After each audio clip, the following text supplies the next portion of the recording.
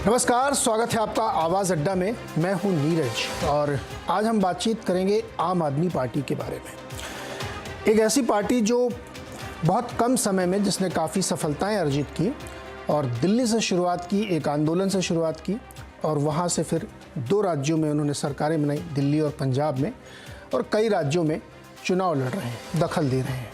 गुजरात में बहुत जोर शोर से चुनाव लड़ रहे हैं।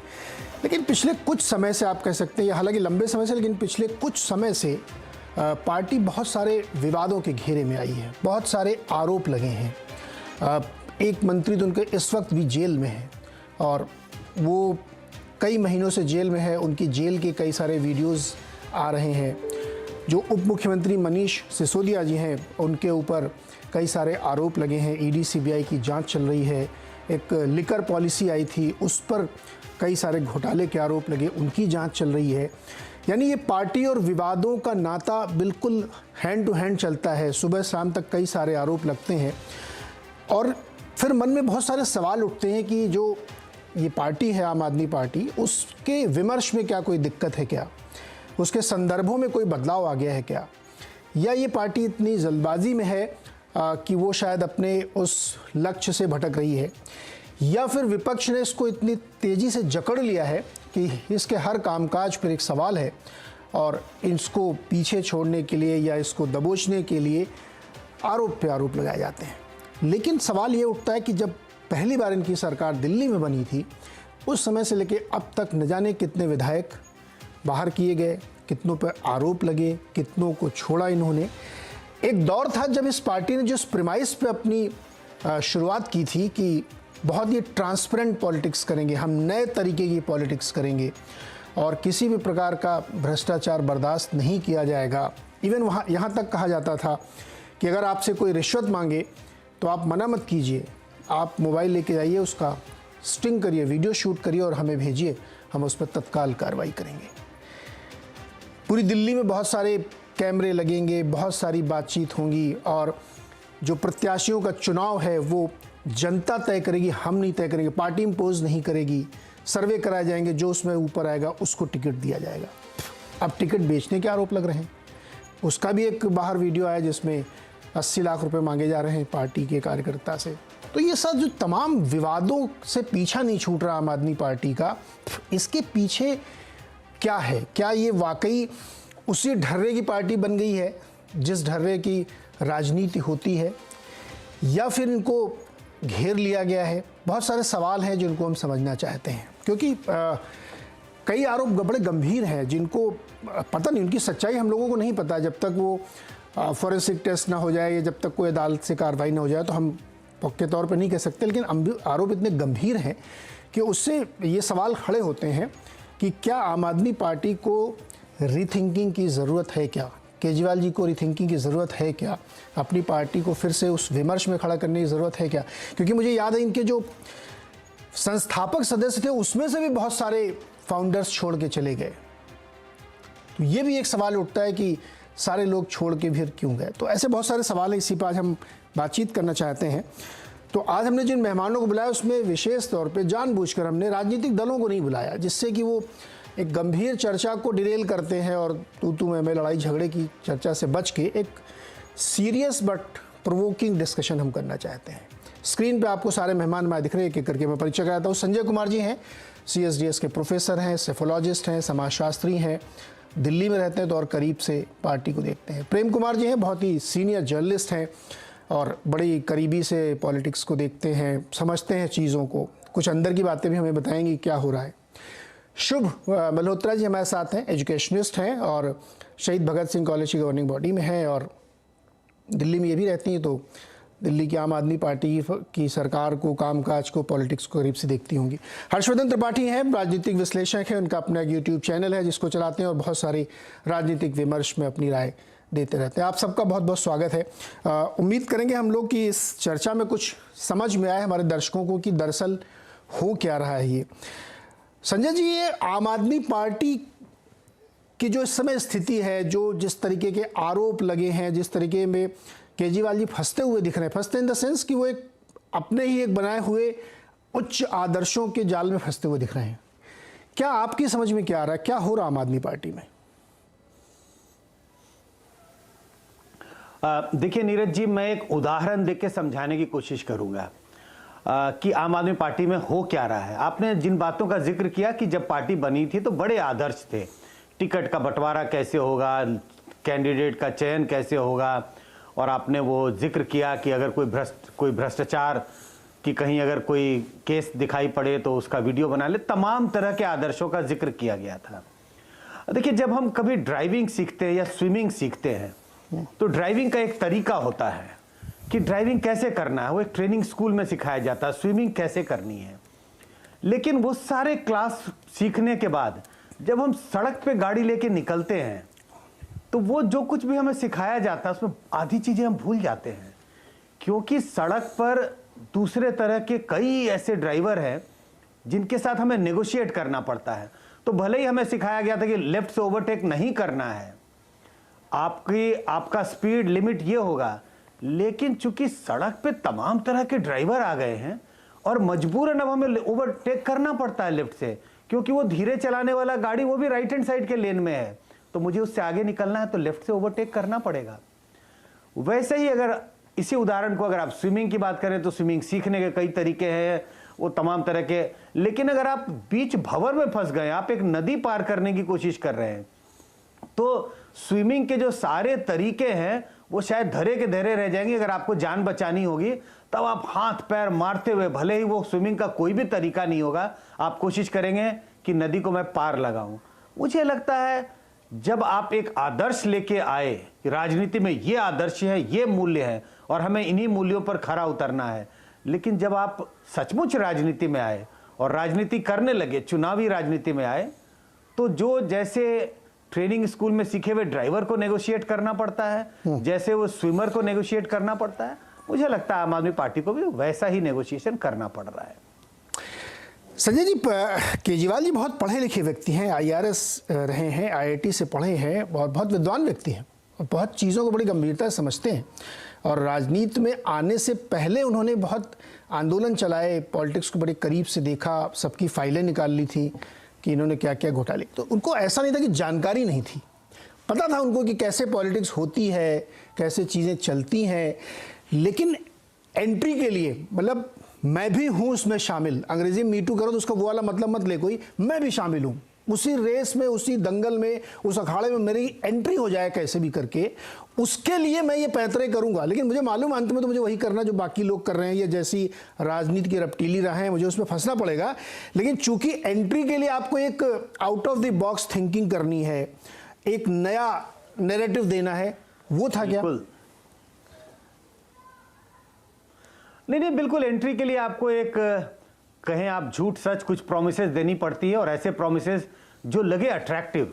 अब मैं ड्राइविंग के बारे में फिर आ जाता हूं उसी उदाहरण को कि जब हमारे घर में 18 साल 20 साल का लड़का होता है और वो कहता है मुझे पापा मुझे ड्राइविंग सीखनी है, हम कहते हैं नहीं भाई ड्राइविंग नहीं सीखनी है, क्योंकि तुम बहुत रैश चलाओगे, मुझे पता है आजकल के बच्चे ऐसे ही चलाते हैं, रैश चलाते हैं। वो बड़े बड़े प्रोमिसेस करता है, कहता ना मैं तो बिल्कुल ट्रेनिंग स्कूल में सीखूंगा और वैसे ही चलाऊंगा जैसे सिखाया जाएगा, मैं बिल्कुल रैश ड्राइव नहीं करूंगा, मैं ओवर स्पीडिंग नहीं करूंगा। लेकिन जैसे ही वो गाड़ी लेके सड़क पे उतरता है वो सब भूल जाता है। वैसे ही कुछ आम आदमी पार्टी का एक तरह से कहें कि जब आम आदमी पार्टी लॉन्च किया जा रहा था बड़े प्रोमिसेस थे वोटरों के सामने, जनता के सामने, क्योंकि एक अट्रैक्शन तो बनाना पड़ेगा आपको। और ऐसे तमाम लोग मिलते हैं आज हमें जो कहते हैं कि भाई ये पार्टी, बड़े सारे लोग हैं जो बड़े निराश हैं, क्योंकि वो कहते हैं एक समय में हमने पार्टी के लिए बहुत काम किया, और काम क्यों किया, क्योंकि आदर्शों वाली पार्टी थी, मूल्यों वाली पार्टी थी, और आज हम निराश हैं क्योंकि वो सारे मूल्य धरे के धरे रह गए हैं। तो मुझे लगता है ऐसा ही कुछ है, आपने सही कहा, मैं उस बात का समर्थन कर रहा हूं कि जब शुरू में आम आदमी पार्टी लॉन्च हुई तो जो वो प्रोमिसेस कर रहे थे शायद उनको पता था कि ये प्रोमिसेस पूरे नहीं किए जा सकते, लेकिन अट्रैक्शन तो करना होगा, लोगों को अपनी ओर लाना होगा, इस वजह से उन्होंने टॉल प्रोमिसेस किए जो बड़े अट्रैक्टिव लगते थे। जी, शुभ मल्होत्रा जी, शिक्षाविद हैं आप और पढ़ाने लिखाने से लोग जुड़े होते हैं, वो बड़ी बारीकी चीज़ों को देखते हैं। केजरीवाल जी किसी पॉलिटिकल पार्टी से नहीं आए थे, तो हम लोग उनसे ये एक्सपेक्ट करते थे या लोग एक्सपेक्ट करते थे कि वो उस तरह के नहीं होंगे जैसे होते हैं लोग। लेकिन आज जो चीज़ें निकल के आ रही हैं, सच झूठ मुझे नहीं पता है, आपको भी नहीं पता होगा, वो जो भी, लेकिन परसेप्शन का खेल होता है पॉलिटिक्स। उसमें वो सारी वो प्रवृत्तियां हैं। पहले कहा जाता था कि जो भी पैसा चंदा आएगा एकदम ईमानदारी से वेबसाइट पे 1-1 रुपए की टिक टिक टिक काउंटिंग चलेगी, पता नहीं चलती कि नहीं चलती है। कैसे लोगों को चुना जाएगा, कैसे हम घर नहीं लेंगे, गाड़ी नहीं लेंगे, बंगला नहीं लेंगे। मैं हालांकि निजी तौर पे मानता हूँ ये बहुत छोटी चीज़ें हैं, इस पर डिबेट भी नहीं करनी चाहिए, बहुत सारे चैनल होते हैं, I don't believe in this.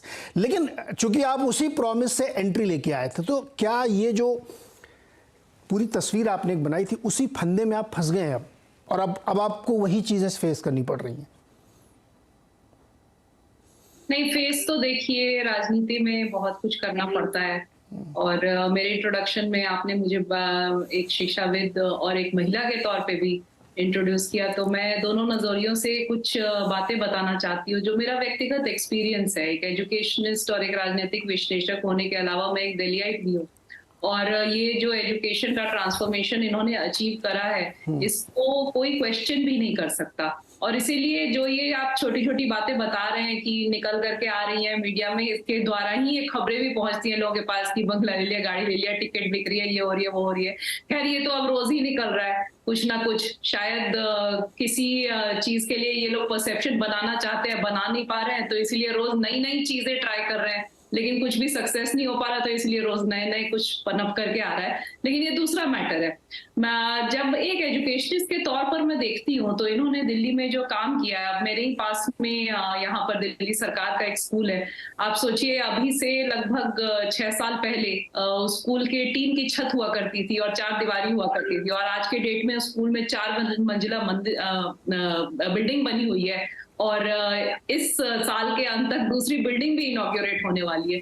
तो मतलब कि इंफ्रास्ट्रक्चर पर, चाहे स्कूल के अंदर की जो क्लासरूम्स हैं, इंफ्रास्ट्रक्चर को इम्प्रूव करना, उसके अलावा टीचर्स की ट्रेनिंग, उसके अलावा बच्चों को लेकर के इन्होंने जो बिजनेस ब्लास्टर्स अपनी निकाली, एंटरप्रेन्योरशिप माइंडसेट करिकुलम ये सोच करके निकाला कि बच्चे आगे चल करके केवल उनको जॉब्स पे ही निर्भर नहीं होना चाहिए। हम जानते हैं आज की डेट में हमारी कंट्री में एम्प्लॉयमेंट का क्या कंडीशन है। तो इन्होंने बहुत दूरगामी सोच लेकर के और एजुकेशन पे इतना बढ़िया काम किया है कि इस चीज को कोई भेद नहीं पा रहा है, और इस चीज में कोई खामी नहीं निकाल पा रहा है। तो फिर आप यही दूसरी जो एंसिलरी चीजें, जो आपने खुद ही बोला कि बहुत छोटी चीजें, let me clear it Shubh ji, let me clear it.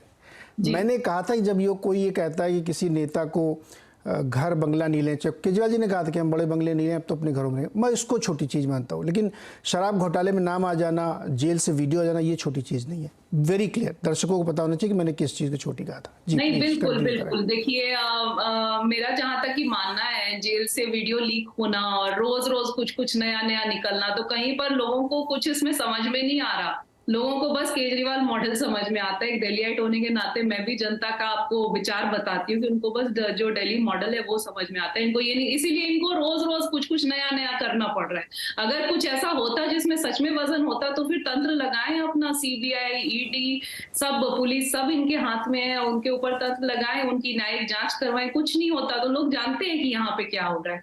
दूसरी बात मैं ये कहना चाहती हूँ, एक महिला होने के नाते, देखिए दिल्ली में मैंने बहुत बदलाव देखा है। एक महिला, जो हमारा महिला होने के नाते आप सोचिए कि पिछले सालों में जो स्पेस हमने लूज कर दी थी दिल्ली के अंदर, कि हमारी स्पेस है ना एनक्रोच हो गई थी दिल्ली के अंदर, और उसको है ना हमें वापस से सांस लेने की जगह मिली है जब केजरीवाल जी ने यहाँ पर हमारा दिल्ली में हमारा फ्री बस ट्रांसपोर्ट, और उसके अलावा maximum number of CCTV installations है दिल्ली में as compare to Paris, London, हमारे यहाँ ज्यादा। तो एक सेंस ऑफ सिक्योरिटी, हमें एक भागीदार बनने को मिला कि हम भी जाकर के कमाएं और दिल्ली की इकोनॉमी को कंट्रीब्यूट करें, अपने घर की इकोनॉमीज में कंट्रीब्यूट करें, और उसके अलावा एक सम्मान पाए जो मतलब एक खो गया था बीते कुछ सालों में। तो ये सब जो बहुत स्ट्रॉन्ग मुद्दे हैं ना, इन सबको मुझे लगता है कि बाकी जो ये जेल के वीडियो और ये वगैरह, नहीं, आपको लगता है जेल के वीडियो झूठ है? जी, आप कह रही कि वो वीडियो फर्स्ट है, वो बकवास नहीं, मैं ये नहीं कह रही हूँ कि फर्स्ट है, लेकिन मैं कह रही हूँ कि उसकी न्यायिक जांच करवाएं। वो तो होगी बताने वाली, हाँ, न्यायिक जांच होनी चाहिए। क्यों नहीं हो रही, ये भी सवाल है कि क्यों नहीं हो रही, होनी चाहिए। केस लगाएं आप, अगर उसमें कुछ गड़बड़ी है तो वो भी करें, लेकिन क्यों नहीं हो रही, ये भी तो सवाल है। तो इसमें कहीं पर पता लगता है कि कितनी हल्की हैं ये बातें, और जो एक दूरगामी सोच से इन्होंने जो दिल्ली मॉडल उसको लेकर के 2015 में भी इतनी थम्पिंग मेजॉरिटी में सरकार बनाई, 20 में भी इतनी थम्पिंग मेजॉरिटी में सरकार बनाई, पंजाब में भी सरकार बनाई, इतनी यंग पार्टी है, नेशनल पार्टी होने की कगार पे पहुंच गई है। भाजपा और कांग्रेस के अलावा अकेली पार्टी है जिसकी 2 राज्यों में ऐसी सरकार बनी हुई है, वो भी इतने भयंकर मेजॉरिटी के साथ। तो ये कहीं पर बहुत वजन दर्शाता है और बहुत दूरगामी सोच और दूरदर्शिता दिखाता है। और मुझे जहां तक की लगता है कि थोड़ा सा तो राजनीति में साम दाम दंड भेद के लिए ये तो असली बात आप अब बोल रही हैं। नहीं, असली बात है, असली बात है। असली तो यही बात है जिसपे पूरी चर्चा हो रही है। एक्सेप्ट करना चाहिए ईमानदारी से कि मतलब पूरा डिबेट इसी पे है कि क्या पॉलिटिक्स के वही चीजें। प्रेम कुमार जी, आप बताइए, आपका अनुभव क्या कहता है कि जो पूरी आम आदमी पार्टी की फिलॉसफी है उसमें क्या ब्रांड में कुछ दिक्कत है, लग रही है आपको कि इमेज थोड़ी सी खराब हुई है, या जैसा कि शुभ जी कह रही है कि नहीं कोई फर्क ही नहीं पड़ता, ये तो चलता है और हम लोग को स्वीकार करना चाहिए ये? प्रेम कुमार जी। जी नीरज जी, दरअसल जो अन्ना आंदोलन हुआ था और उस समय जो भ्रष्टाचार के खिलाफ एक आंदोलन हुआ, जनता का गुस्सा था भ्रष्टाचार के खिलाफ, और इसलिए सरकार बदलने की स्थिति तक वो राजनीतिक आंदोलन बढ़ा और उसमें स्थानीय स्तर पर दिल्ली में आम आदमी पार्टी सरकार बनाई, कांग्रेस को डिस्प्लेस की, और लोकसभा में भारतीय जनता पार्टी ने कांग्रेस को डिस्प्लेस किया। तो इन दोनों को हम एक साथ क्यों नहीं देखते कि भ्रष्टाचार को लेकर के ये दोनों कितने गंभीर हैं। ये जो अभी मामला जेल के भीतर करप्शन हो रहा है, इसके विजुअल्स तो हैं, लेकिन कई जो ये विजुअल्स दिख रहे हैं, ये विजुअल्स की टाइमिंग क्या है, इसका कोई इस्तेमाल कर रहा है, कौन है वो, क्यों इसको होने दिया गया, क्यों इस फिल्म का पॉलिटिकल इस्तेमाल हो रहा है, क्या और दूसरे भ्रष्टाचार के किस्से हो रहे हैं कि नहीं हो रहे? क्या एक पार्टी जो राजनीति में भ्रष्टाचार का इस्तेमाल कोई सशक्त पार्टी किसी दूसरी पार्टी के खिलाफ करे, इसको होने दिया जाना चाहिए? एक सच्चे जांच की जरूरत क्यों नहीं होनी चाहिए? तो ये जो विजुअल्स आया है, आम आदमी पार्टी को जवाब देना चाहिए कि ये विजुअल्स क्यों बने हैं, ये उसके हिस्से की बात जरूर है, लेकिन इससे बड़ा जवाब जो है भारतीय जनता पार्टी को देना चाहिए कि ये एनआईए के हाथों से विजुअल लीक कैसे हो रहे, क्या पॉलिटिकल प्रेशर में एजेंसियां काम कर रही है, क्या चुनाव के वक्त में आप इन एजेंसियों का इस्तेमाल प्रेम कुमार जी एक मिनट के खिलाफ कर रहे हैं? प्रेम कुमार जी एक मिनट रुकिए ना, मैं आपको रोकूंगा, मैं क्वेश्चन रिफ्रेश करता हूँ, शायद आप मेरा क्वेश्चन समझ नहीं पाए। मैं यहाँ पे कंपैरेटिव डिस्कशन करने के लिए नहीं आया हूँ।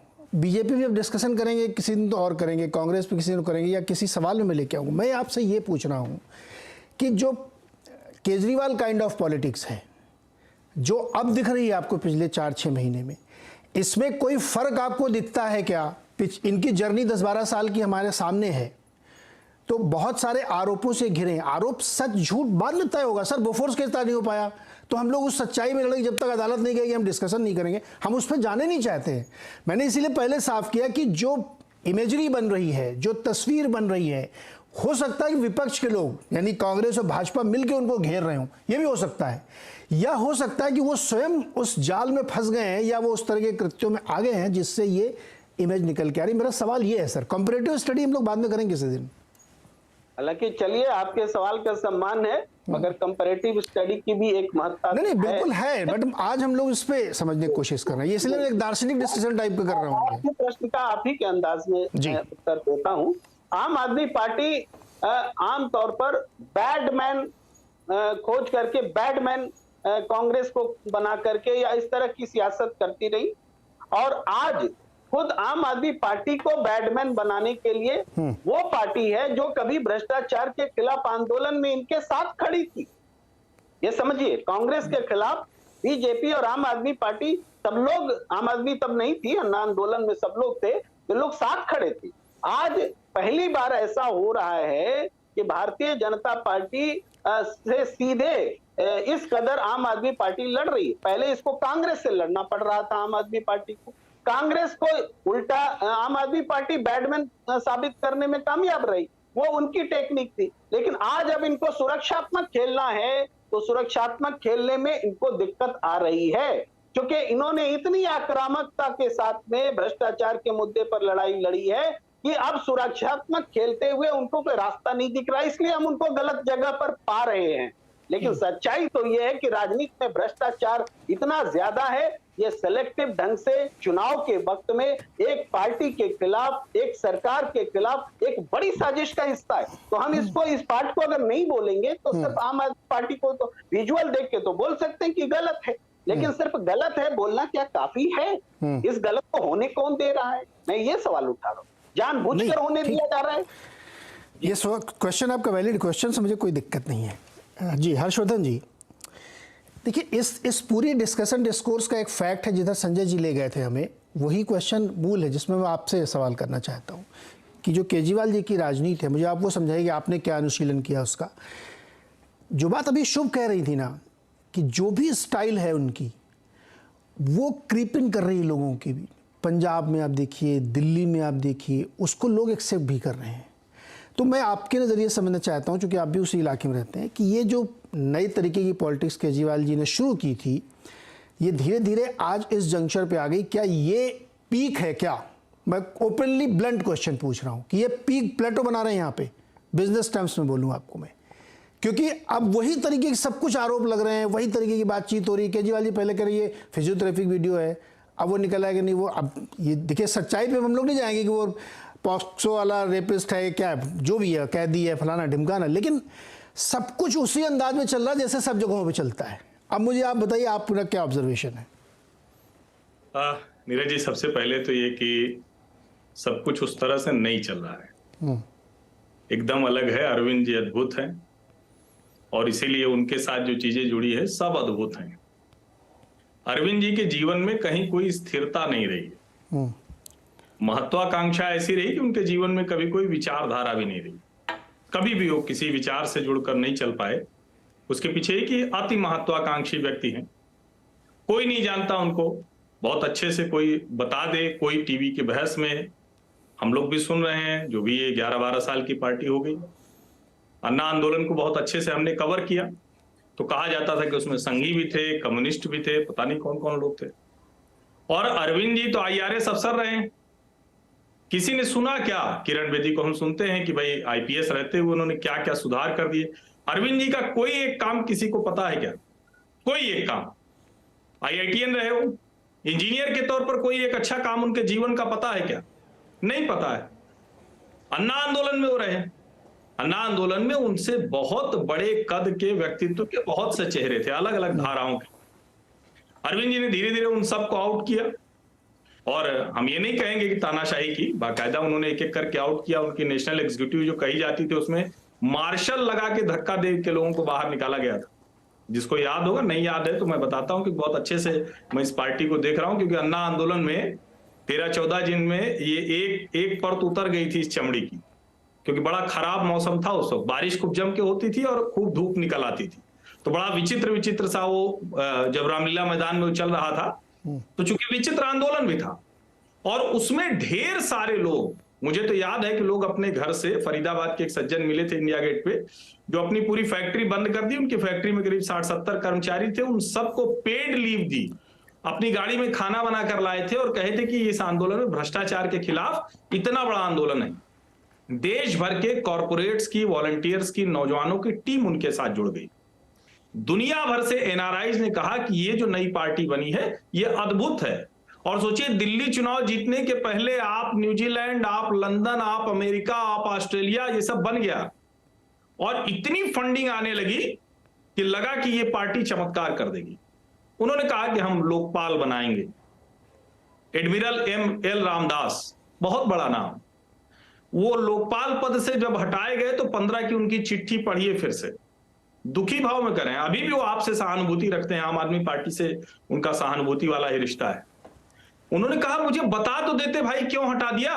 आज आंतरिक लोकपाल नहीं, तो आपको मैं याद दिलाऊं, 2 चीजें थी, सब छोड़िए, सब नीली वैगन आर, छोटा बड़ा बंगला, ये बहुत बड़ी चीजें हैं। हालांकि अगर कोई कहे कि छोटी चीजें हैं, हंसे उस पर, तो बड़ा उसके ऊपर हंसी आती है। राजनीति का विद्यार्थी तो नहीं हंस सकता है। भ्रष्टाचार और आंतरिक लोकपाल यानी पारदर्शिता। एक यानी सार्वजनिक जीवन में हम भ्रष्टाचार नहीं करेंगे, गलत काम नहीं करेंगे, जो पुरानी राजनीति करने वाले नेता हैं उनकी तरह व्यवहार नहीं करेंगे। दूसरा, पार्टी के भीतर इंटरनल डेमोक्रेसी भी रहेगी। दोनों को अरविंद केजरीवाल घोट के पी गए। देश में इतनी तेजी में किसी पार्टी के ऊपर इतने भ्रष्टाचार के आरोप लगे हैं, आज तक ऐसा नहीं हुआ। किसी पार्टी का आंतरिक लोकतंत्र इतनी जल्दी ध्वस्त हो गया हो। कांग्रेस को हम लोग कहते हैं, आलोचना आज करते हैं, लेकिन खूब एक दूसरे से लड़ते भिड़ते टूटते, लेकिन ऐसा नहीं हुआ कि एक कोई नेता हो जिसने सबको एकदम खत्म कर दिया हो। भारतीय जनता पार्टी में हम कहते हैं, लेकिन आज भी ये नहीं कह सकते कोई एक व्यक्ति एक परिवार है जो सब कर ले।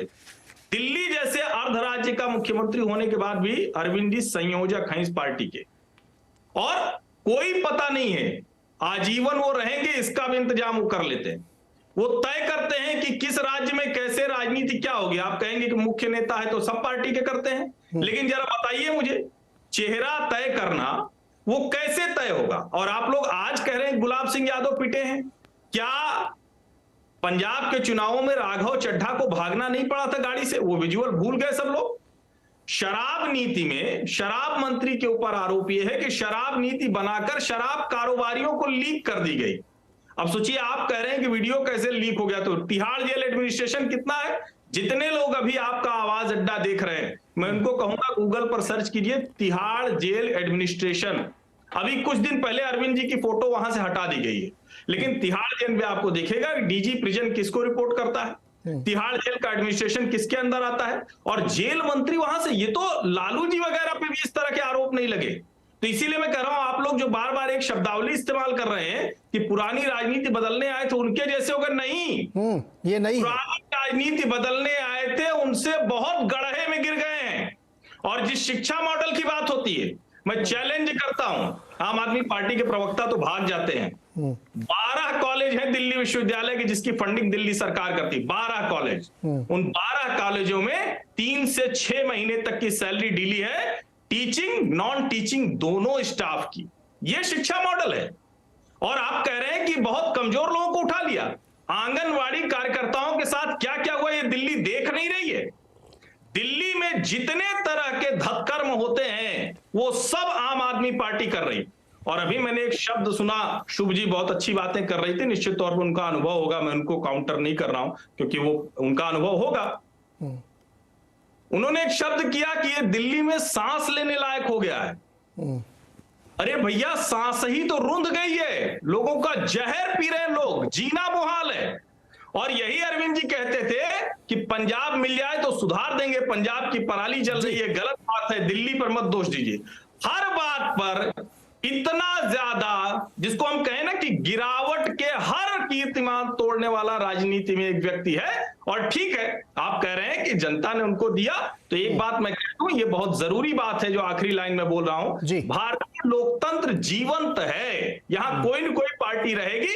ये कांग्रेस पार्टी को सोचना चाहिए, जहां जहां से वो खत्म हुई वहां लालू जी आए, अखिलेश यादव मतलब मुलायम सिंह यादव आए, अलग अलग पार्टियों में चंद्रबाबू नायडू, जगनमोहन रेड्डी, ममता, और यहां पर एक नया विकल्प कांग्रेस का, आम आदमी पार्टी। ये हर्षवर्धन, मैं रोकूंगा फिर आपको, क्योंकि ये फिर कंपैरेटिव स्टडी में जा रहे हैं। ये सवाल मैंने बहुत बार कांग्रेस के प्रवक्ताओं से पूछा। नहीं, मैं समझ गया आपका, मैं एकदम 100% एग्री हूं। मैं इस जगह भी पूछ लेता हूं, जवाब मत दीजिएगा कोई, लेकिन मेरा हमेशा ये सवाल रहता है कि शायद कांग्रेस को मालूम ही नहीं है कि वो किससे लड़ रहे हैं, उनको क्या करना है, क्योंकि वो अपनी जगह छोड़ते जा रहे हैं। उनकी स्ट्रेटजी है, खैर वो लोग तय करेंगे, मैं उस पर नहीं जाना चाहता। आज हमारा ये विषय नहीं, आज मैं विषय सिर्फ आपको समझने की कोशिश कर रहा हूँ। संजय जी और आपके पास आता हूँ, सबके पास आऊँगा, भी है समय, हमारे पास बहुत समय है। संजय जी, क्या जो अभी बहुत सारी बातें आपने सबकी सुनी जो आपने रखी है, जो जिस प्लान से केजरीवाल चले उसमें एक और समस्या खड़ी हो रही है। समस्या नहीं है, मतलब एक सवाल है मेरा कि जो विपक्ष के तौर पे एक हम लोग चर्चाएं चलती हैं कि विपक्ष में एक्सेप्ट नहीं करें, लेकिन केजरीवाल जी उस कतार से अपने आप को बाहर रखते हैं। जब भी अपोजिशन की बात होती है तो केजरीवाल जी उसमें से अपने को साइड रखते हैं, क्योंकि वो उनको लगता है कि मैं खुद सक्षम हूँ पूरा अपने आप को पोटेंशियल है प्रोजेक्ट करने का, तो मैं क्यों किसी दूसरे दल को एक्सेप्ट करूं, या मैं क्यों उस विपक्षी एकता में अपना टांग अड़ाऊं, या मैं उसके लिए सहयोगदारी करूं, क्यों करूं, मुझे क्या लेना देना, मैं अपने आप काम करूंगा। अब ये संदर्भ के साथ मेरा सवाल ये है कि क्या केजरीवाल जी को ऐसा लगता है, या उनकी स्ट्रेटजी है, या उनकी फिलॉसफी होगी कि हमको अपने दम पे चलना है, और जो हमने अब तक किया है, और आपसे ये सवाल है कि जो जो उन्होंने अब तक लिया, क्या वो ट्रैक बिल्कुल सही है, या हम लोग गलत डिस्कशन कर रहे हैं कि वो डिरेल्ड हो गए? ऐसा कुछ नहीं, वो बिल्कुल सही रास्ते पे चल रहा है जो उन्होंने सोचा था। नहीं नीरज जी, ये तो मैं नहीं बिल्कुल कह सकता कि जो उन्होंने सोचा था, या जो आम आदमी पार्टी ने अब तक जिस तरह से सरकार चलाई है, चाहे दिल्ली की बात हो, चाहे पंजाब की बात हो, या दूसरे राज्यों में जिस तरह की वो राजनीति कर रहे हैं, उसको 100% सही ठहराना तो बिल्कुल वाजिब नहीं है। जो गलतियां हैं वो गलतियां हैं। जिन वीडियो का जिक्र हो रहा है उस पर सवाल उठाए जाने चाहिए। जो शराब घोटाले का जिक्र हो रहा है उस पर सवाल उठ रहे हैं, जनता उस पर सवाल उठा रही है, और जनता का जो एक तरह से जो इतना मोह था वो मोह भंग हुआ है। बड़ी संख्या में जनता का मोह भंग हुआ है। लेकिन साथ ही साथ क्यों आम आदमी पार्टी अभी भी मजबूती से पकड़ बनाई हुई है दिल्ली पे? अभी पंजाब की तो बात नहीं कह सकते, पंजाब में अभी भी चुनाव हुए हैं। जिन लोगों का मोह भंग हुआ है वो एक दूसरे तबके के लोग हैं, वो मिडिल क्लास के लोग हैं, जो बड़ी जोर शोर से इस पार्टी का समर्थन किया था जब पार्टी नहीं बनी थी। लेकिन जहां आम आदमी पार्टी ने अपनी पैठ बनाई है वो है गरीब तबका, लोअर और पुअर क्लासेस में।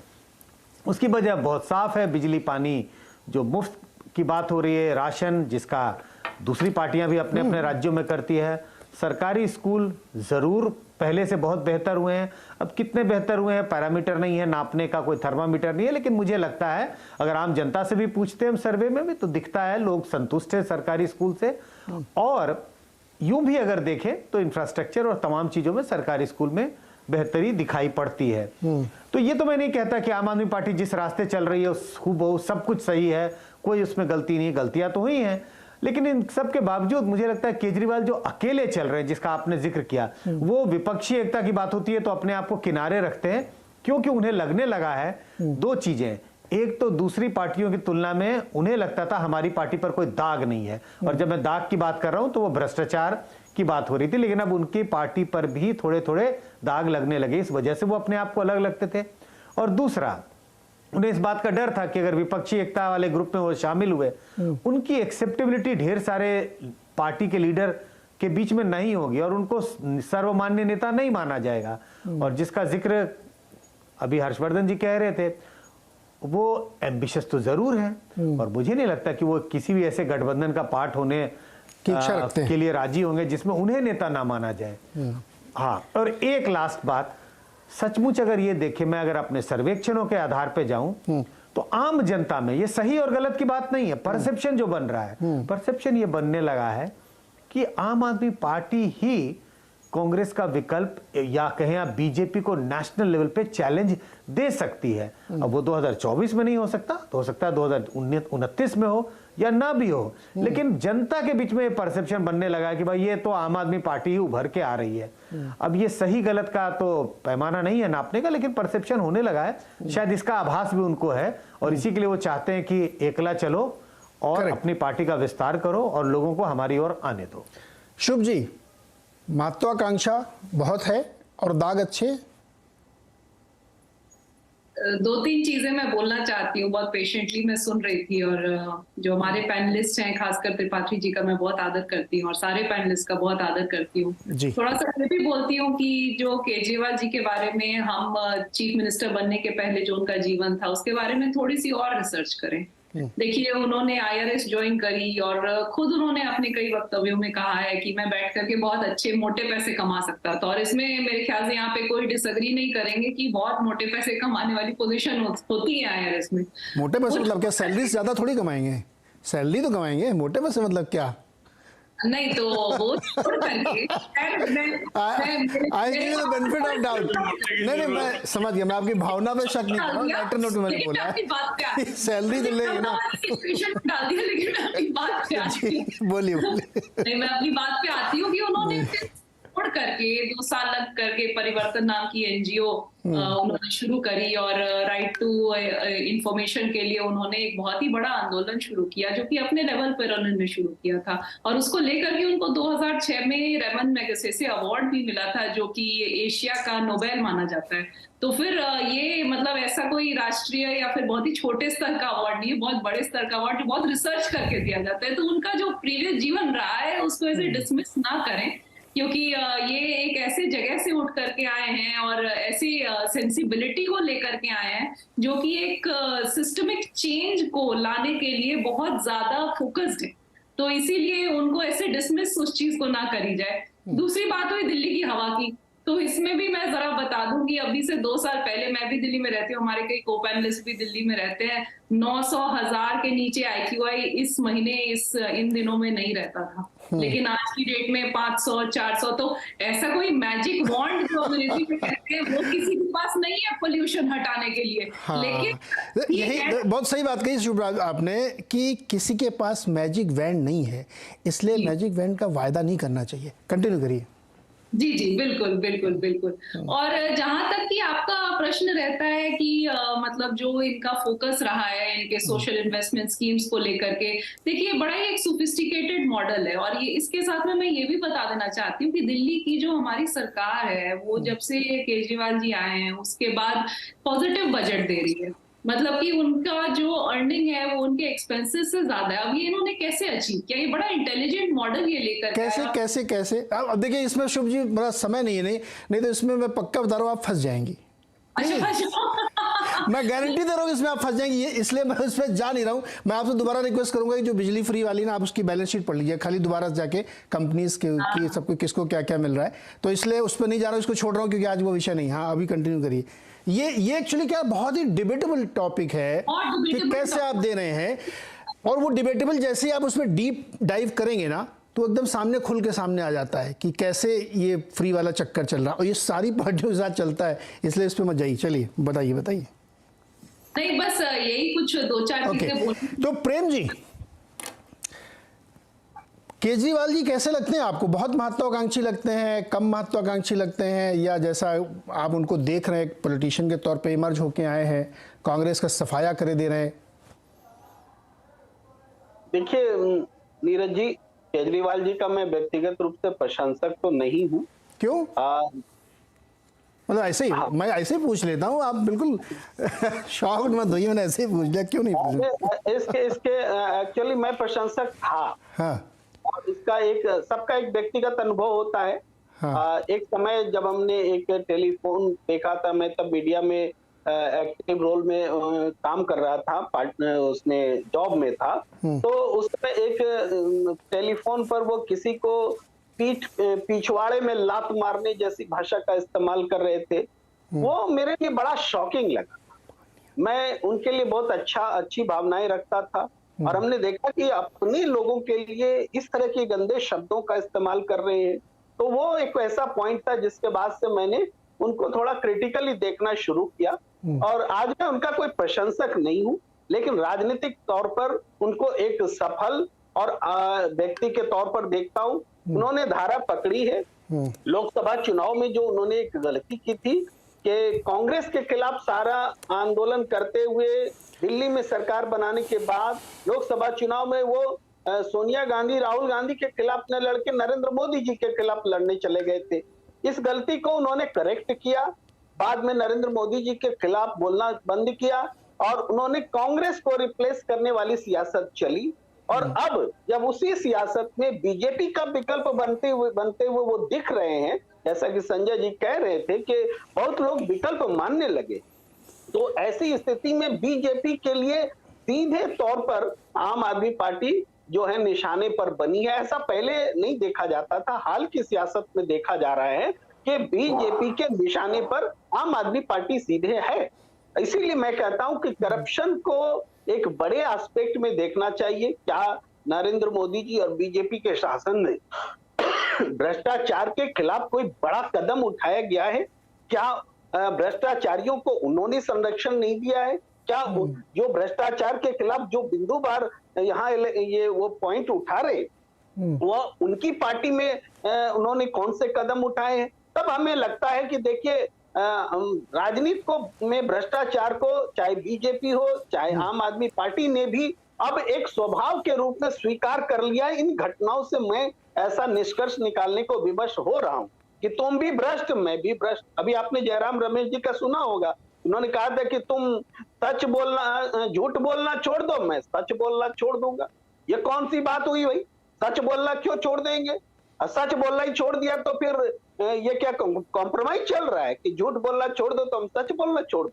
ठीक उसी तरह की बात यहाँ भी भ्रष्टाचार के खिलाफ जो आम आदमी पार्टी के जो भी स्टिंग ऑपरेशंस आ रहे हैं, ये भ्रष्टाचार रुकेगा कैसे, इस बारे में कोई बड़ी सोच नहीं दिखती है। एक केवल पॉलिटिकल लाभ लेने के लिए तो आम आदमी पार्टी को क्यों अकेले हम जिम्मेदार ठहराए कि वही पॉलिटिकल लाभ लेने का प्रयास कर रही है जी। आम आदमी, ये मैं कहना चाहता हूं। तो अरविंद केजरीवाल जी को मैं सीजन्ड पॉलिटिशियंस के रूप में मान्यता देता हूं, मानता हूं। और लेकिन ठीक है, आपने अपनी बात रखी। हर्षवर्धन त्रिपाठी, आपको क्या हो गया है तो आप बता ही रहे हैं। मैं ये जानने की कोशिश कर रहा हूं कि अगर कोई अपनी पार्टी चलाने के लिए उसी रास्ते पे जा रहा है, जैसा कि प्रेम शंकर ने ये बड़ा सवाल उठाया प्रेम जी ने कि ये रुकेगा कैसे। सर रोकने में देखो पता नहीं किसी की दिलचस्पी है कि नहीं है, वो हम लोग बाद की बात रखते हैं। दिलचस्पी ये है कि हम उसमें आगे का। प्रेम जी आपके पास आऊँगा, अभी मैं जरा हर्षवर्धन से सवाल पूछ रहा हूँ, या आपको जोड़ना चाहते हैं क्या? हाँ बस जोड़ना चाहता हूँ। हर्षवर्धन जी को मैं इतना गुस्से में कभी मैंने नहीं देखा। अरे तो मुस्कुरा रहे कहाँ भाई, गुस्से में क्या हर्षवर्धन जी, आप गुस्से में क्या? आम आदमी पार्टी के लिए इतना गुस्सा मैंने तो कभी देखा ही नहीं था, सोचा भी नहीं था। और गुस्सा करना तो मुझ जैसे पैनलिस्ट को लोग मानते थे कि ये गुस्सा करके बहस करते। हर्षवर्धन जी को आपा खोते हुए पहली बार मैंने देखा। अरे भैया अच्छा यही सवाल है मेरा, अब यही सवाल है सर, क्या हो गया? प्रेम जी आपने सवाल ही दे दिया मुझे, भैया क्यों गुस्सा है, आप बताइए, आप इतना क्यों गुस्सा है? अच्छा नीरज जी, मैं ये कहूंगा कि देखिए अब अभी हम बहस करेंगे तो कोई लाभ नहीं है। आपका शो दोबारा चलेगा और हम चारों पैनलिस्ट में से कौन गुस्से में था या कौन आसानी से अपनी बात रख रहा था वो देखें। अगर फैक्ट तो रखना, क्वेश्चन नहीं, क्वेश्चन अरे वो छोड़ो ना, सफाई मत दो।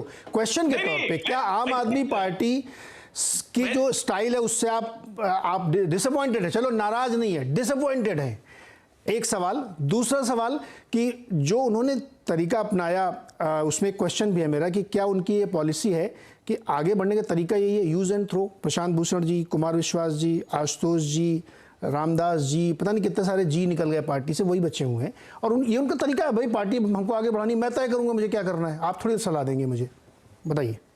नहीं बिल्कुल बिल्कुल ये ठीक बात है। और मैं ये मानता हूं, देखिए कई बार मैं कांग्रेस पार्टी पर डिबेट में ये कहता हूं कि गांधी परिवार अगर उनकी मजबूती है तो वो सारे फैसले लेंगे भी, लेकिन अगर वो फैसले ले भी रहे हैं और मजबूत भी नहीं कर पा रहे हैं तब तो सवाल भी उन्हीं पर खड़े होंगे।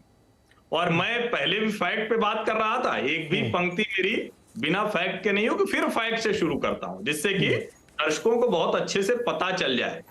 ये आम आदमी पार्टी के बजट की मैं एक लाइन पढ़ रहा हूं। Fiscal deficit for 2022-23 targeted eight 9,194 crore. 10,000 crore के वित्तीय घाटे की बात 2022-23 के बजट में है। तो जिनको नहीं पता है वो पढ़ें लिखें। और हम तो इसीलिए चूंकि सीएनबीसी आवाज है तो यहाँ फैक्ट्स आंकड़े बहुत दुरुस्त होने चाहिए, पकड़ में आ जाते हैं। तो सबसे पहले कि 9,194 करोड़ के वित्तीय घाटे का बजट है, नंबर 1। तो कोई सरप्लस जैसा बताए तो उसको यह आंकड़ा जरूर बताइए। दूसरी महत्वपूर्ण बात है कि मैं निराश हूं या नहीं हूं। देखिए एक पत्रकार के तौर पर मैं कतई निराश या उत्साहित नहीं हूं, लेकिन चूंकि अन्ना आंदोलन में मैं उस वक्त एक चैनल में था और मैं बहुत जिसको कहें कि डूब के रिपोर्टिंग की है। बवाना तक चले जाते थे, इनको स्टेडियम में बंद किया था तो वहां तक चले जाते तो उसकी छत से दूसरी छत से कुछ व्यू मिल जाए उसकी रिपोर्टिंग करते थे। उस लिहाज से पूछेंगे तो थोड़ा दुख हुआ, थोड़ी पीड़ा हुई, लेकिन मैं इसका दूसरा पहलू देखता हूं। अरविंद जी क्या है ना, मैंने एक बात कही उसको मूल में अगर जाएंगे तो अगर अरविंद केजरीवाल सचमुच दिल्ली सुधारना चाहते, सचमुच वो चाहते कि हम इस देश में एक ऐसी पार्टी बने जो बड़ा विकल्प बने, जो पारंपरिक पार्टियों को खत्म करते, तो उनके पास अवसर था। लेकिन वो ऐसे व्यक्ति है नहीं, वो कहीं पूरा काम करके नहीं जाते हैं। मैंने अपनी प्रारंभिक टिप्पणी में उसको बहुत विस्तार से बताया था। अब आपको मैं बताता हूं, जब हम दिल्ली की सफाई की बात करते हैं तो यमुना को उन्होंने कहा था हम एकदम शानदार कर देंगे, टेम्स बना देंगे, लंदन बना देंगे। क्या हुआ? अरे भाई चलो, मैजिक वैंड नहीं है आपके पास, जादुई छड़ी नहीं है। अरे यार तमाशा कर रखा है। कितने साल हो गए? 7 सालों में कुछ भी कहीं एक मॉडल नहीं तैयार हो पाया, एक छोटा सा घाट बन पाता जहां कहते अच्छा चलो यहां छठ के लोग, बिहार के लोग आए, पूर्वांचल के लोग आए, यहां छठ मनाए। और यहां मैं जब ये बात कहता हूं तो आंकड़े हैं, ये बाकायदा रिपोर्ट्स बता रही हैं कि वहीं जो कूड़े का पहाड़ है जिसपे अरविंद जी कह रहे हैं, वो धीरे धीरे सही लेकिन कम हो रहा है। और यहां एक चीज और मैं बताता हूं, यहां जब कहते हैं कि एमसीडी की जिम्मेदारी है, तो निश्चित तौर पर यह भारतीय जनता पार्टी की जिम्मेदारी है। 15 वर्षों से एमसीडी नगर निगम में है, लेकिन वहां सांसद गौतम गंभीर भी कहते हैं कि हम ट्रॉमल मशीन लगा रहे हैं। वो बताते हैं कि हमने मशीन लगाई, ये इतना कम हो रहा है। और अरविंद केजरीवाल के विधायक क्या कहते हैं हंसते हुए? अरे मेरी कॉन्स्टिट्यूंसी में कूड़े का पहाड़ है, बढ़ता चला जा रहा है। ये बेसिक डिफरेंस है। यहां जाकर फिर पीड़ा होती है, एक नागरिक के तौर पर पीड़ा होती है। और एक आखिरी लाइन कह के बात खत्म करता हूं। 2001 में मैं दिल्ली आया था पत्रकारिता करने, अपने शहर प्रयागराज में पत्रकारिता करने के बाद जब मैं यहां आया था ना, तो रहता था शकरपुर स्कूल ब्लॉक, उसके बाद जो आईपी एक्सटेंशन है। और भैया पार करना यमुना ना महाभारत हुआ करती थी, वो जो नीली वाली बसें हुआ करती थी। शीला दीक्षित ने शक्ल बदल दी, मेट्रो बदल गई। अरविंद जी के इस कार्यकाल में एक ऐसी कोई चीज बता दी जो बदल गई है। कुछ बेंच बदल देना, कुछ रंग रोगन कर देना, ये कोई कमाल नहीं होता है। इससे कोई चमत्कार नहीं। दिल्ली के लोगों को और दूसरे लोगों को भी धीरे धीरे समझ में आएगा। जी खैर, ये काम का तो ऑडिट लोग देखेंगे जो दिल्ली में रहते हैं। मैं कुछ समय तक मैं रहा, तब केजरीवाल जी का ज़माना नहीं था, 2004 में मुंबई आ गया था। लेकिन सड़कें, हाईवेज़, मेट्रो, ये सब शीला जी ने बनाई थी। इसको कोई इनकार नहीं कर सकता जो दिल्ली में रहता है, ये तो सच्चाई है। उस ज़माने में वो बहुत अच्छी चीज़ें बन गई थी, अब और बेहतर हो गई होंगी, नो डाउट, इसमें कोई शक नहीं है। तो काम धंधा तो खैर काफ़ी हो। अच्छा, एक बहुत जानकारी दर्शकों को रखनी चाहिए कि दिल्ली जो है ना, वहाँ पे कानून व्यवस्था का खर्चा और अर्बन डेवलपमेंट का खर्चा केंद्र सरकार उठाती है। तो वो बहुत छोटा सा पार्ट है जो आपको मैनेज करना होता है दिल्ली सरकार के तौर पे, इसलिए भी ये बहुत बड़ा फैक्ट है। लेकिन वापस अपने मुद्दे पे आते हैं। हर्षवर्धन क्या कह रहे हैं, आप उंगली क्यों दिखा रहे हैं? हाँ, एक लाइन सिर्फ मैं बोल दूं। देखिए, पंजाब में किसकी सरकार थी? अकालियों की और कांग्रेस की। अभी मैंने 2 महीने पहले एक ट्वीट किया था कि देखिए कुछ स्कूलों में बढ़िया रंगीन बेंच लगा के और उसकी हो जाएगी शुरू ब्रांडिंग। अभी ब्रांडिंग शुरू हो गई है। आज अरविंद जी ने ट्वीट कर दिया है। नहीं, ये तो मुझे भी बहुत ही मतलब थोड़ा सा अजीब लगा। यही कह रहा हूं कि अभी जुम्मा 6 महीने भी नहीं हुए हैं, पंजाब की ब्रांडिंग शुरू हो गई है। आपके पास जादू, ये थोड़ा सा मतलब जादू कहाँ है? और जो राष्ट्रीय प्रतिभा विकास विद्यालय टॉप 10 में दिल्ली में आता है, वो भाजपा सरकारों में शुरू हुआ। नया कॉलेज तो बताएं किसको टॉप 10 में ला दिया? झूठ बोलते हैं। ठीक है, यही तो मेरा मूल प्रश्न था, फिलोसफिकल क्वेश्चन की। बहुत जल्दबाजी में रहते हैं केजरीवाल जी। अभी 6 महीने भी नहीं हुए सरकार को ठीक से बने हुए, और पंजाब की ब्रांडिंग, बड़े बड़े विज्ञापन, दिल्ली में विज्ञापन, पंजाब में विज्ञापन, हो सकता है केरल में भी चल रहा हो। एनीवे, संजय जी, एक राजनीतिक पार्टी को बढ़ाने के तौर पे, चलाने के तौर पे किसी को भी कोई भी रास्ता अख्तियार करने का हक है, लेकिन क्या बहुत जल्दबाजी में है क्या केजरीवाल जी? अरे पहले संगठन थोड़ा विस्तारित करें, थोड़ा और बड़ा करें, या जैसे हम लोग बिजनेस में कहते हैं टॉप डाउन अप्रोच, हम पहले एक बार चुनाव लड़ेंगे, अपना वहाँ पे थोड़ा लोगों को बता देंगे मैं हूँ, फिर मैं दोबारा नीचे वाला काम बाद में शुरू करूँगा। कुछ लोग होते हैं कि नहीं, पहले संगठन बनाओ फिर चुनाव लड़ेंगे। तो बॉटम अप या टॉप डाउन, आपके हिसाब से ये क्या बहुत एम्बिशियस प्रोजेक्ट लेके चल रहे हैं क्या? एम्बिशियस तो है बिल्कुल, जिस बात का पहले भी जिक्र हुआ, और जल्दबाजी में है, ये मैं भी कहूँगा कि जल्दबाजी में है। लेकिन इस जल्दबाजी के पीछे एक वजह है। वजह क्या है? जिस तरह से इन्हें सक्सेस मिली, 2013 में पार्टी बनती है, 12 में, 13 में चुनाव लड़ते हैं, 24-25 सीटें जीत जाते हैं, 27 सीटें। अगला चुनाव 2015 में आप देखिए जिस तरह से उनको बहुमत मिला, अगला चुनाव फिर दिल्ली में, फिर मैसिव बहुमत। तो ये जो कहते हैं ना कि इनिशियल सक्सेस आपको अंधा कर देता है, वो चाहे राजनीति हो, चाहे आपके करियर की बात हो, चाहे किसी भी फील्ड में। आप इनिशियली बड़े चकाचौंध में फंस जाते हैं। मुझे लगता है उसी चकाचौंध में अरविंद केजरीवाल जल्दबाजी कर रहे हैं। आपने जिस बात का जिक्र किया, लोग ऐसा करते हैं कि पहले संगठन बनाया जाए, इनको लगता है नहीं संगठन तो अपने आप बन जाएगा, जब हम जीतेंगे, जब जनता हमारे साथ है तो संगठन अपने आप बन जाएगा। लेकिन हाँ, जल्दबाजी जिसका आपने जिक्र किया, 2014 के चुनाव में वो प्रधानमंत्री मोदी के खिलाफ लड़ने चले जाते हैं वाराणसी से, ये जल्दबाजी का ही एक तरह से सबूत है कि वो जल्दबाजी में उसके बाद कुछ ठहराव आया है मुझे लगता है। लेकिन पंजाब के सक्सेस के बाद या दिल्ली में दूसरा चुनाव जीतने के बाद वो फिर रफ्तार उनकी थोड़ी तेज पकड़ ली है। तो तेज धीमे होते रहते हैं, जब झटका लगता है तो धीमे हो जाते हैं, जब सक्सेस मिलता है तो रफ्तार तेज हो जाती है। लेकिन कुल मिला के मैं इस बात से सहमत हूं कि जल्दबाजी में है। प्रेम कुमार जी, आइडियोलॉजिकल थ्रेड क्या है जो कार्यकर्ताओं को जोड़ के रखेगा आम आदमी पार्टी का? आइडियोलॉजिकल थ्रेट तो निश्चित रूप से मैं मानता हूं कि ये बीजेपी के आसपास इनका थ्रेट है। और बी टीम वाली बात कर रहे हैं आप, बीजेपी की बी टीम टाइप के ना, ऐसा कर रहे हैं कुछ? बी टीम मैं नहीं मानता, न बोलता हूं। लेकिन एक होता है ना, एक लाइन होती है, राजनीतिक धारा होती है। तो ये राजनीतिक धारा दक्षिण पंथ की ओर है इनकी, और समय समय पर दिखता भी है। तो इसलिए जबकि एक समय कहा जाता था कि ये वामपंथियों से घिरे हुए, लेकिन ऐसा नहीं है। उनके कामकाज में, उनकी शैली में, उनके नारों में, उनकी योजनाओं में ये जो नजर आता है वो थोड़ा सा भारतीय जनता पार्टी की तरफ उनका रुझान दिखता है। और चूंकि ये कांग्रेस के खिलाफ लड़कर के आए हैं, इसलिए कांग्रेस के प्रो इनकी पॉलिसी रहेगी तो इनका ग्रोथ नहीं होगा। ये एक नेचुरल बात भी आप बोल सकते हैं। तो इस हिसाब से भी कांग्रेस के अगेंस्ट में इनको सियासत करनी है और करते रहे हैं। तो और वो उनको रिप्लेस करने की में ही इनको सफलता है। इसीलिए बीजेपी की तरफ में थोड़े दिखते हैं और कांग्रेस के खिलाफ में दिखते हैं। तो आइडियोलॉजी तो मतलब ट्राई करते रहते हैं जो चल जाए, जैसे गणेश लक्ष्मी जी की तस्वीर छप जाए नोटों में बाकायदा। ये बात उन्होंने खुद बताई कि ये हम पूजा करते समय हमारे दिमाग में ऐसा हो सकता है। तो ये एक अच्छा थॉट हो सकता है आपका, लेकिन प्रेस कॉन्फ्रेंस करके उसकी डिमांड ही रख देना, वाटर टेस्टिंग थी ये संजय जी, वाटर टेस्टिंग थी ना ये। देखते हैं इसका क्या असर होता है। सवाल मुझसे? संजय जी से। हाँ, क्या सवाल क्या था नीरज जी? कि आइडियोलॉजिकल लेवल पे दाएं बाएं मतलब लेफ्ट राइट ट्राई करते रहते हैं कि जिधर वाला, जैसे गुजरात है तो उसके हिसाब से थोड़ा टिल्ट कर दो। नहीं मुझे मुझे नहीं लगता है कि आइडियोलॉजिकल लेवल पे वो लेफ्ट राइट करते हैं। इसके बारे में तो अब कुछ ज्यादा चर्चा करने की बात नहीं है। मुझे लगता है बहुत साफ है कि उनकी आइडियोलॉजिकल लीनिंग कहाँ पे है।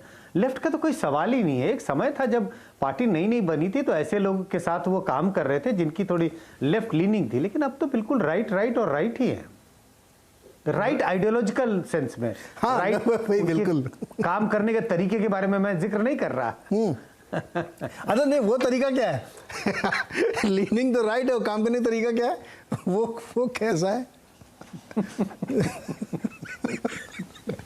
जी आधा लास्ट समय कम है, इसलिए मैं चाहता हूँ कि एक छोटे सवाल हर्षवर्धन और शुभ जी से हो जाए। हर्षवर्धन, क्या लीनिंग बता रहे हैं कि राइट एंड अब एक्सट्रीम की तरफ न पहुंच जाए कहीं? नहीं, देखिए मेरा ये मानना है एक लाइन में कि अरविंद जी किसी विचारधारा से जुड़े हुए नहीं है। और चूंकि इस आंदोलन को मैंने शुरुआती दौर में देखा समझा है, उन लोगों को भी जानता हूं जो अभी भी जुड़े रह गए हैं वो भी। और संजय जी की बात से मैं सहमत हूं कि अब लेफ्ट वाले उसमें कम रह गए हैं। लेफ्ट के नाम पे, राइट के नाम पे एक जो बहुत महत्वपूर्ण बात होती है कि आप अपॉर्चुनिटी तलाश पाते हैं क्या, तो अरविंद जी की आइडियोलॉजी है अपॉर्चुनिस्ट लोगों की एक बढ़िया जमात है जिनको पता है कि एक एंटी मोदी या एंटी बीजेपी या अगर कांग्रेस होती तो एंटी कांग्रेस होता, यानी सत्ता के खिलाफ एक दूसरी एक लहर होगी। तो ऐसे लोगों का एक समूह है, कोई विचारधारा नहीं, कोई विचारधारा होगी भी नहीं। बिल्कुल प्रैग्मेटिक अप्रोच और यूटिलिटेरियन, उपयोगितावादी। शुभ जी ठीक है ये? हाँ, प्रैग्मेटिक अप्रोच है और मैं एग्री करती हूँ कि यहाँ पे लेफ्ट राइट सेंटर वगैरह कोई आइडियोलॉजी नहीं है। आइडियोलॉजी इनकी गुड गवर्नेंस है। और नहीं, गुड गवर्नेंस अपने आप में कोई आइडियोलॉजी नहीं होती मैम। नहीं तो मतलब ये कहने वाली बात है कि हाँ, कहने नहीं, आपने बहुत सही कहा कि प्रैग्मेटिक अप्रोच है। हाँ pragmatic approach है, लेकिन यूटिलिटेरियन हम एक बहुत नेगेटिव वर्ड अज्यूम करते हैं उसको, लेकिन यूटिलिटेरियन आजकल का जीवन ही सारा यूटिलिटेरियन है। तो इसको स्वीकार करने में क्या दिक्कत है भैया? उपयोगितावाद पे आप लोगों ने राजनीति में अगर एमए में किया होगा तो उसमें तो बाकायदा पूरा एक चैप्टर पढ़ाया जाता है, उपयोगितावाद का दर्शन है। पार्लिमेंट्स में एक्चुअली इसको एक बहुत ही नेगेटिव वर्ड की तरह पेडल किया जाता है, बट एक्चुअली लोगों को पढ़ना चाहिए कि what exactly is utilitarianism. Exactly, I agree with that, लेकिन एट द सेम टाइम मैं बोलूंगी कि 100 बातों की एक बात है, जो इनका मॉडल है ना वो स्टिक कर रहा है, और जो एंसिलरी चीजें हैं ना वो बस अगल बगल रह करके जा रही है, लेकिन जो बीच में इनके मॉडल का फोकस है वो कहीं पे इसको हिला नहीं पा रहा कोई। तो इसीलिए मुझे तो लगता है कि अभी आगे चल करके बहुत अंदर ग्रोथ आने वाली है। रियल टेस्ट इलेक्शंस हैं और उसके परिणाम हैं, बिल्कुल सही है, इसमें कोई शक ही नहीं है। अब आइडियोलॉजी की हम लोग चर्चा कर रहे हैं, लेकिन अगर वो चुनाव जीत रहे हैं तो आपको उनकी बातें अच्छी लगेंगी। तो प्रैग्मेटिक अप्रोच सारे राजनीतिक दलों का होता ही है, जिसके ज़रिए वो अपनी बातचीत को आगे बढ़ाते हैं। बहुत बहुत शुक्रिया आप सब लोगों का। इस चर्चा में हम लोगों ने ये समझने की कोशिश की, चूँकि हाल फिलहाल में इतने आरोप लगे हैं कि बहुत सारे मन में लोगों को सवाल होंगे कि केजरीवाल जी कर क्या रहे हैं, ये आम आदमी पार्टी को क्या हो गया। इतने आरोप शायद ही किसी नई पार्टी में लगे हों जो पिछले 8-10 साल में इमर्ज होकर हो जाए। तो इसलिए हमने आज इस चर्चा को रखा। आप अपना विश्लेषण करिए, अपने फैसले करिए। बहुत बहुत शुक्रिया हमारे साथ जुड़ने के लिए। देखते रहिए सिंह से आवाज़।